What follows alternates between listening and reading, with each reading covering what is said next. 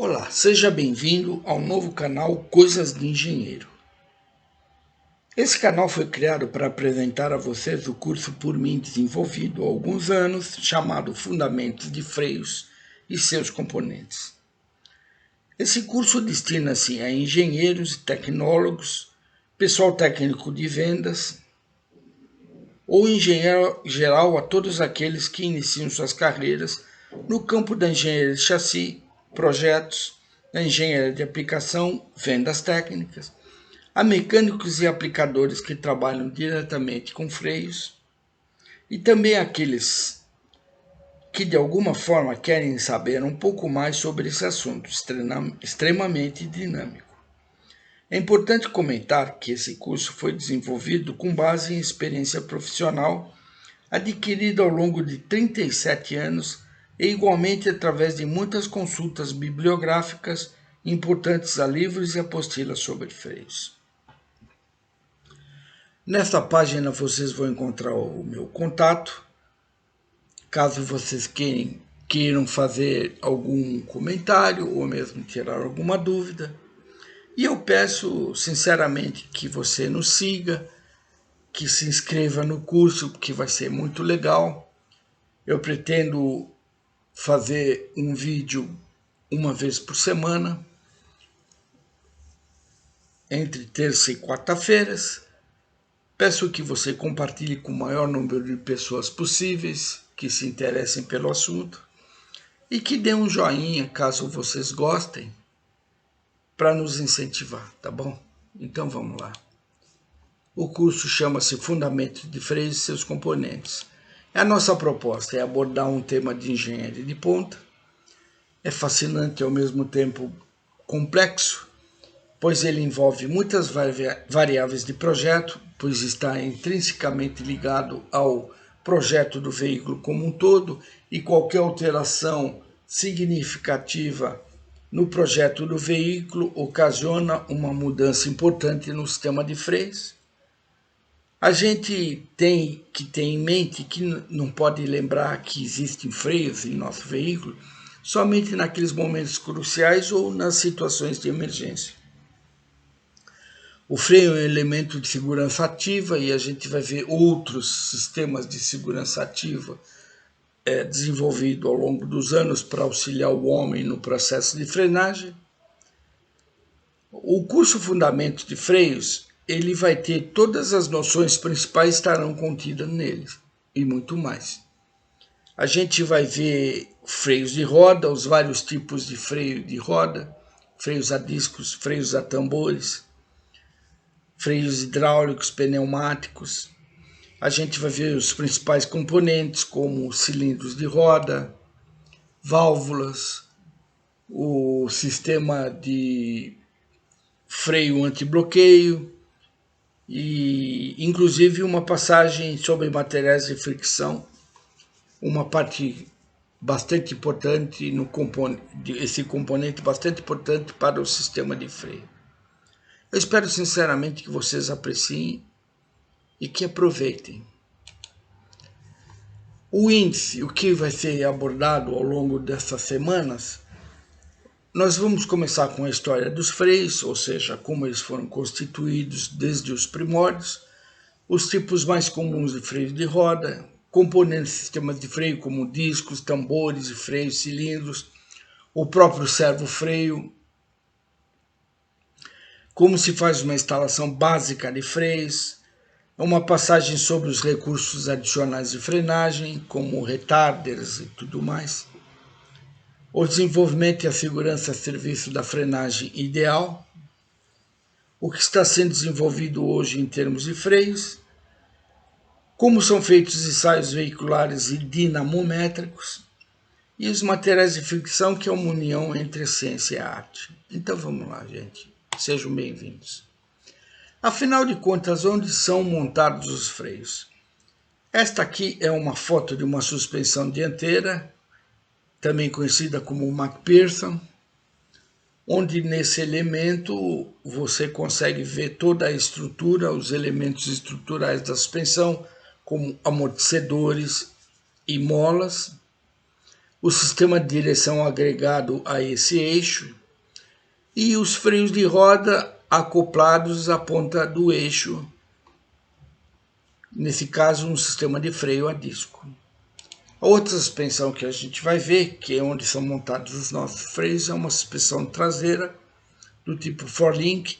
Toda a estrutura da suspensão, os tirantes, as molas, os amortecedores e o sistema de freio, que nesse caso é um freio a disco traseiro acoplado à ponta de eixo dessa suspensão. O que a gente está vendo agora é a instalação básica de natureza física dos freios. A gente está vendo aqui onde tudo se inicia, ou seja, o pedal dentro do nosso veículo, a força de pedal imposta pelo motorista. Essa força tem um sistema de multiplicação pela relação de pedal. Essa força multiplicada entra no servo-freio, que é um sistema criado para aumentar a força aplicada ao pedal de freio. A gente vai ver como é que funciona esse sistema. O cilindro mestre com o reservatório de fluido de freio acoplado nele. Essa força do servo-freio entra no cilindro mestre e através da pressão de fluido de freio na tubulação, ele chega até o pistão do freio do caliper dianteiro, onde a gente vê o disco de freio, a gente vê o par de pastilhas, e no eixo traseiro a gente vê um freio a tambor, o seu cilindro de roda, a força de fluido aplicada através do cilindro mestre na tubulação que chega até o cilindro de roda. Ok? A gente vai ver depois com detalhes como funciona tudo isso. Bom, dando continuidade, a gente vai ver que o início de tudo da história dos freios se deu com a invenção da roda. Aí você pode até questionar, mas o que tem que ver a roda com a invenção do freio ou vice-versa? Acontece que com o advento da roda trouxe ao homem a condição de transporte de carga, de facilidade de deslocamento, só que também trouxe uma necessidade de que tudo que se move tem que parar, ou seja, uma vez iniciado o movimento, o homem tinha que ter condições de parar esse movimento ou reduzir a velocidade desse movimento, ou mesmo estacionar os seus primeiros veículos, as primeiras carroças de carga, de uma forma segura. Então a gente vê que o início de tudo se deu com as rodas. E a roda, pelas pesquisas que foram feitas, ela surgiu no Império Sumério há cerca de 3.000 anos atrás, antes de Cristo. Esse Império Sumério, eles tinham grande evolução e foi um império onde começou-se a falar primeiramente nos cálculos astronômicos e outras tantas criações que vieram a facilitar a vida do homem com o passar dos anos. A gente viu também que a roda apareceu na Mesopotâmia, depois ela apareceu no Império Egípcio, com os Ixos, e a gente vê também que os romanos se beneficiaram bastante dessa invenção. E a roda no limiar da história aparece aqui nessa gravura de uma forma bem rudimentar. Houve uma época em que frear um veículo era muito complicado, pois tudo era muito mais simples e rudimentar. A gente vai ver então que como surgiram os primeiros freios, a partir da invenção da roda e da necessidade de redução do movimento ocasionado pela invenção da roda. Os primeiros freios que surgiram foram os freios de alavanca. Nada mais é do que uma alavanca com um ponto de apoio, uma pivotagem, que através de aplicação de uma força, você contraía a aplicação de uma sapata de madeira, inicialmente, diretamente contra a roda do veículo. Elas utilizavam a madeira, esses freios de alavanca. A madeira tinha baixo nível de atrito, ela tinha até atrito, mas um baixo nível de atrito, que se degradava com aumento de temperatura, ou seja, com aumento da velocidade, da necessidade de redução da velocidade desses primeiros veículos. Servia tanto como serviço e estacionamento. Logo depois dos freios de alavanca, surgiram os primeiros sistemas de contração externa, ou seja, os conhecidos freios de cinta ou band brakes. Esses sistemas de freio de cinta eram sistemas abertos. Eles eram sistemas que tinham influência de intempéries como chuva, barro, areia, e isso ocasionava um problema de perda de eficiência em frenagens por causa do material de atrito que ficava exposto. No início, esse material de atrito que era utilizado nessas cintas de freio era o couro. Aí depois surgiu a crina como fibra, algodão embebido em betume, que o betume era o elemento ligante que proporcionava também uma melhor acomodação dimensional dessas cintas. Depois que se utilizou o recurso da crina, do algodão e do couro, surgiu a fibra de asbestos ou amianto. A gente vai ver na parte de materiais de fricção todo esse desenvolvimento, como surgiu o amianto e por que ele foi banido e quais são as fibras que são utilizadas hoje em dia. Aqui é um pequeno equacionamento do freio de cinta, onde a gente vê o momento de torque de frenagem, que é a diferença entre as tensões da cinta vezes o raio do elemento de giro, ou de um disco ou de um cubo. E a gente vê também a pressão máxima por área de fricção. Depois dos freios de cinta foram criados o Differential Band Brake. O que é um Differential Band Brake? Ou um freio de transmissão. Era um freio que era utilizado tanto para serviço como também como freio, principalmente como freio de estacionamento. Era um tambor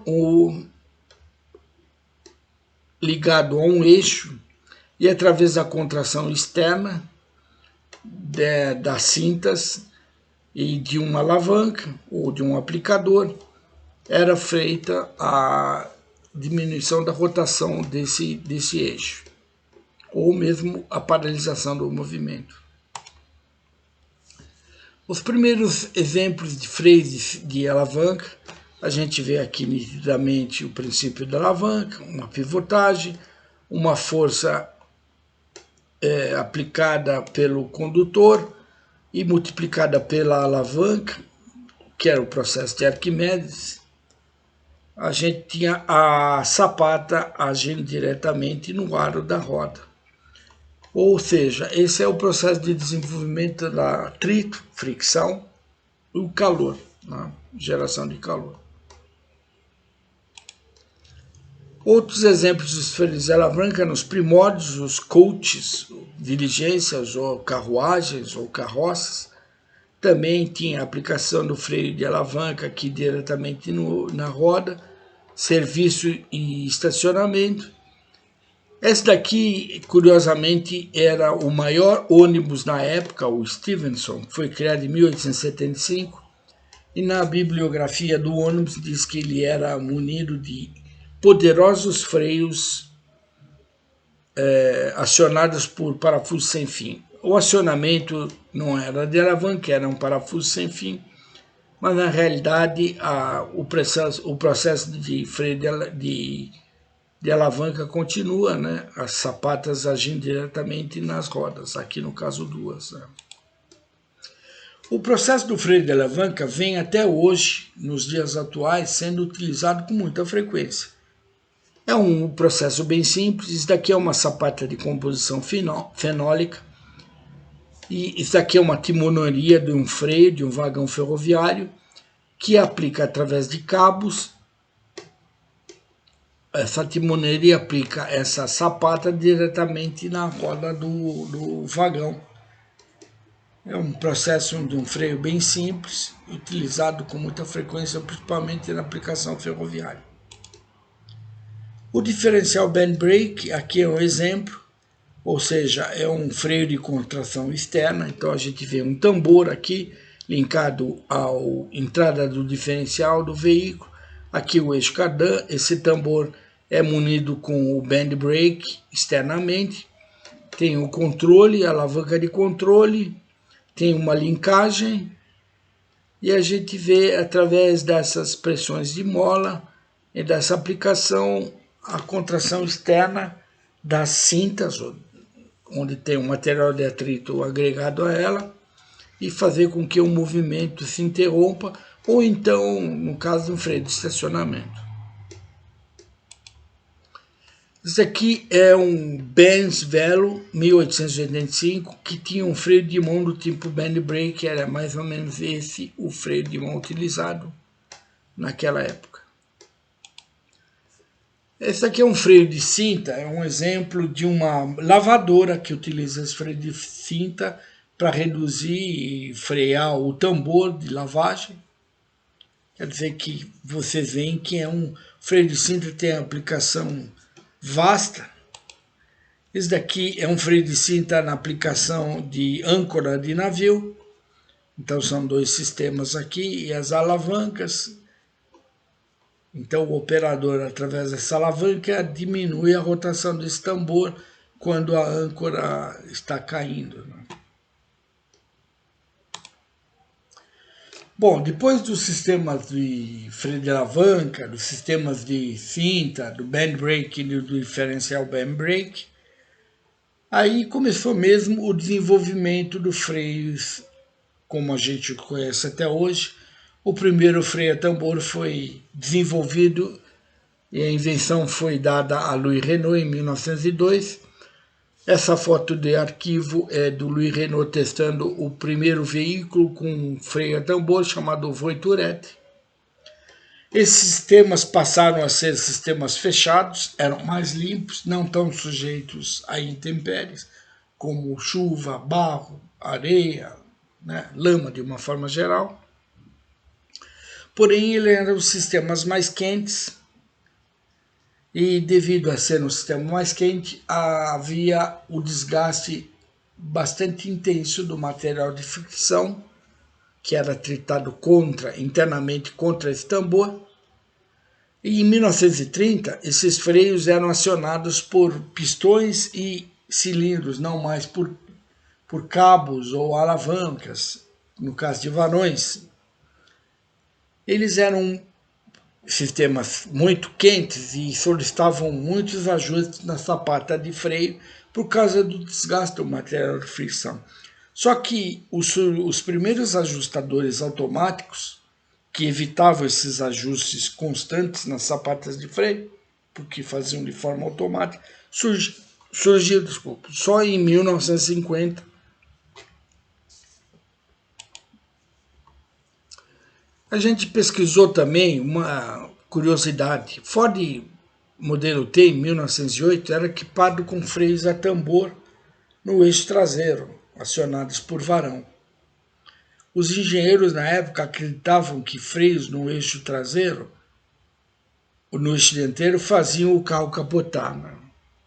Eles achavam que a ação de frenagem era muito grande, como a gente entende o capotamento como um capotamento de um pequeno monomotor, que quando aterriza e o piloto aplica demais o freio, ele tomba para frente. Esse aqui é o efeito de capotar que eles estavam falando. A gente não pode esquecer que Henry Ford foi o grande colaborador para o processo de linha de montagem que a gente conhece até hoje. Ele foi o grande criador desse processo. Esse aqui é um freio da época.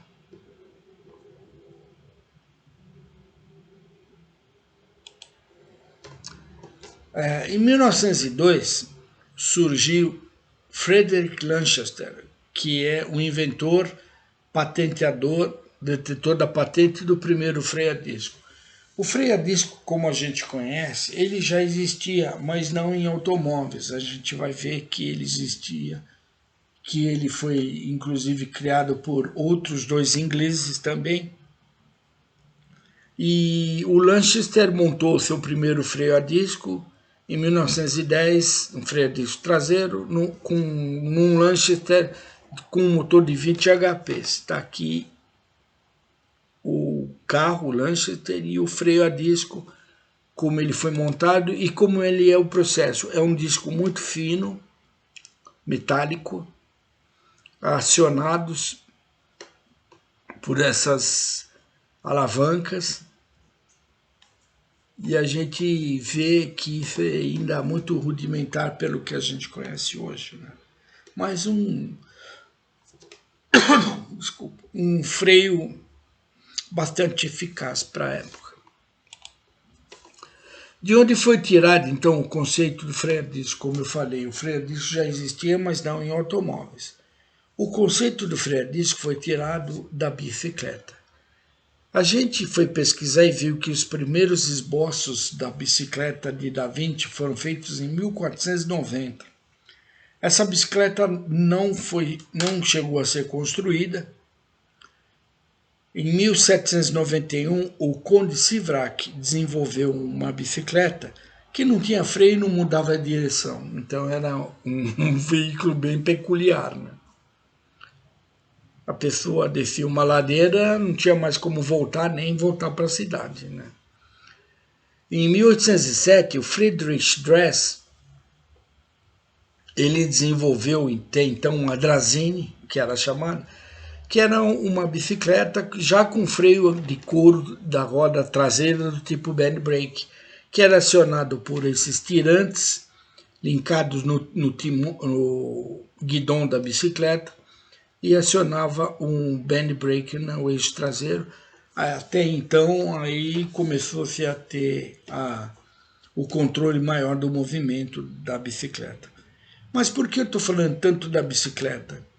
Porque, na realidade, de onde foi tirado o conceito freio a disco foi da bicicleta, que também é conhecido como caliper brake. Se você já andou de bicicleta ou tem uma bicicleta, o caliper brake é um sistema bem simples, né? É um cabo, ele é preso aqui nesses tirantes. Através da ação desse cabo, você tem todo um processo de contração dessas sapatinhas dentro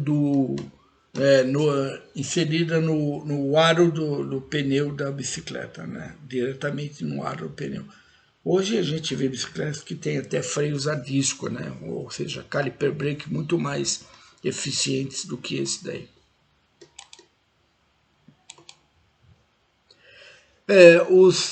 Em 1876, como eu falei, o caliper brake foi criado por dois ingleses chamados Brewitt e Harrison.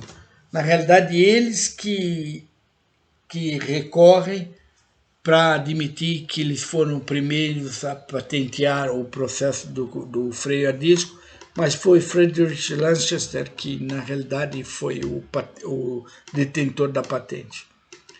E o caliper brake, como a gente conhece, a gente vê progressões da utilização do caliper brake até hoje. Essa aqui é uma foto do caliper de freio do metrô de São Paulo. Um disco de freio de cerca de 640 milímetros. Ele tem um cilindro pneumático aqui que expande, e esse cilindro, cada um desses desses aplicadores, conhecido também como parece um alicate. É um processo que nem um alicate, ele é pivotado aqui. Cada um desses aplicadores com expansão do cilindro aperta essa sapata. Isso aqui é uma contra-sapata e dentro da contra-sapata tem agregado a ela uma pastilha de freio contra a superfície dos discos de freio externa e interna. É um processo bastante efetivo, bem utilizado. O metrô utiliza isso desde os seus primórdios, né? E a gente sabe que a taxa de desaceleração desse sistema de caliper brake no metrô de São Paulo é regulada eletronicamente para desacelerar na aplicação de freio de serviço a 1,5 metro por segundo ao quadrado e na aplicação de freio de emergência 1,7 metros por segundo ao quadrado. Uma característica interessante é que o metrô acelera e freia na mesma taxa de 1,5 metros por segundo ao quadrado. Ou seja, quem está dentro do metrô sente uma aceleração violenta, mesmo porque cada eixo tem um motor elétrico. Todo o processo antes da entrada da plataforma é feita pelo freio de serviço. E depois que ele entra na plataforma, ele aciona o freio eletroregenerativo para poupar o desgaste de pastilhas. É bem bacana isso, vocês precisariam conhecer. Bom, a gente vai iniciar a próxima aula falando sobre o que é uma definição de freios, mesmo porque a gente tem que saber qual é o princípio de funcionamento dele, né? Então eu deixo aqui o meu muito obrigado. Eu espero que você tenha gostado. Isso é um prólogo, isso é um início. A gente vai ver muito mais coisas interessantes, vários tipos de freio e aplicações, cálculos, como é que é feito e como é que é o fundamento, o balanceamento de frenagem e tudo mais, tá bom? Se vocês puderem compartilhar, eu agradeço. Se vocês puderem dar um like, também eu agradeço, se vocês gostaram. E não percam as próximas aulas, ok? Muito obrigado e que Deus lhes proteja.